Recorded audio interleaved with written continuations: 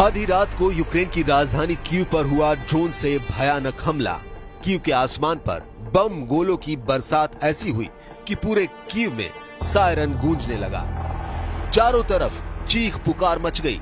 अधिकारियों ने बताया कि रूस ने कीव और यूक्रेन के अन्य हिस्सों को निशाना बनाते हुए रात भर मिसाइल और ड्रोन हमलों की कई लहरें चलाई, जिसमें क्रीवी रीव में एक नागरिक की मौत हो गई और कीव और अन्य जगहों पर इमारतों और कारों को नुकसान हुआ।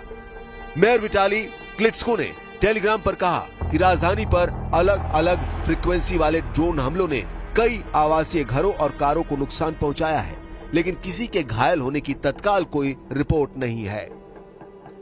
यूक्रेन की वायुसेना ने रविवार को कहा कि रूस ने रात भर के हमले में 267 ड्रोन लॉन्च किए।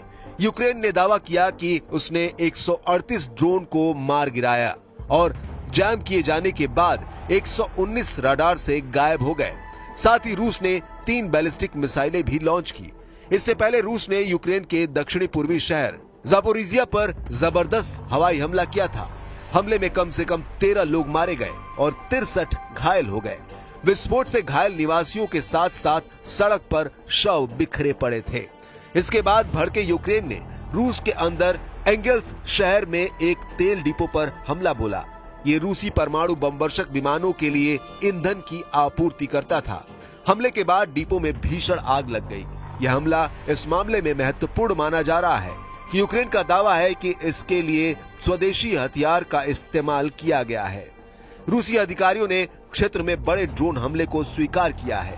जनरल स्टाफ ने कहा कि सीमा से लगभग 600 किलोमीटर पूर्व में रूस के सेराटोव क्षेत्र में एंगल्स के पास तेल डिपो स्थित है। यूक्रेनी सेना ने क्रिस्टल तेल डिपो में कई विस्फोटों की सूचना दी।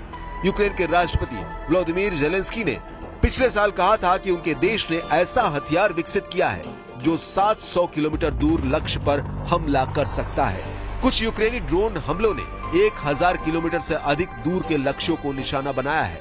रूस यूक्रेन युद्ध के 3 साल कल पूरे हो रहे हैं। इस जंग में अब तक दोनों देशों के 2 लाख से ज्यादा सैनिक मारे जा चुके हैं। करीब 8 लाख सैनिक घायल हुए हैं। यूक्रेन के 1 करोड़ से ज्यादा लोग बेघर हो चुके हैं।